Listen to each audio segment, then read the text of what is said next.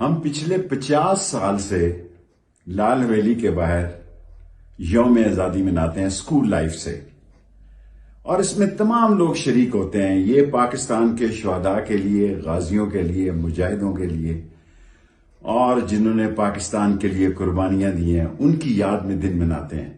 کتنی بد نصیبی کی بات ہے کہ آج ایک حکومت جس سے 15 مہینے غریب نے دعائیں اور جھولیاں اٹھا کے جان چھڑائی، تباہ اور برباد ہو گیا، اور آج نئی حکومت بھی آ گئی ہے، لیکن یوم آزادی کو منانے کے لیے پولیس ہمارے سٹیج، ہماری لائٹس اور ہماری پبلسٹی کو اٹھا کے لے جا رہی ہے۔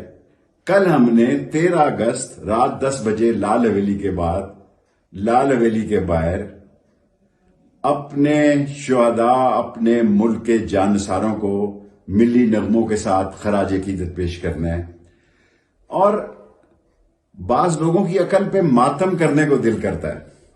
خاص طور پر میں سی پی او صاحب سے کہوں گا کہ شاہ سے زیادہ شاہ کے وفادار نہ بنے۔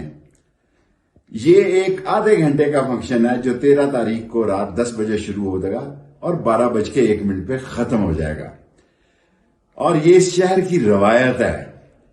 مار دیا اس حکومت نے لوگوں کو، آٹے نے، گھی نے، چینی نے، جان چھٹی اللہ اللہ کر کے۔ ایک نئی حکومت آئی ہے، ملک الیکشن کی طرف جا رہا ہے، اور آپ ایسی فضا بلا وجہ پیدا کر رہے ہیں ایک غیر سیاسی جشن آزادی میں، جو کہ آپ کو زور و شور سے، جوش و جذبے سے کرنا چاہیے۔ پہلے ہی لوگوں کا سامان اس دفعہ نہیں بکا۔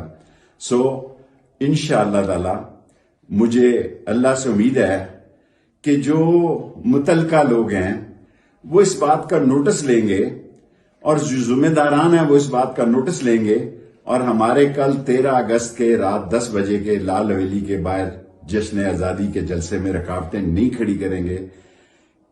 اس کا نقصان قومی سوچ کو ہوگا۔ اس بات کی ضرورت ہے کہ قوموں کے اندر، پاکستان کے اندر اپنے وطن کے لیے، اپنے شہداء کے لیے، اپنے جانساروں کے لیے جوش، جذبہ اور ولولہ، تنتنا، دبدبہ پیدا کیا جائے۔ انشاءاللہ مجھے امید ہے کہ میری ویڈیو کا ذمہ داران نوٹس لیں گے، اور ہمارے کل کے جلسے میں کسی قسم کی رکاوٹ نہیں ڈالیں گے۔ پاکستان زندہ باد، جشن آزادی زندہ باد۔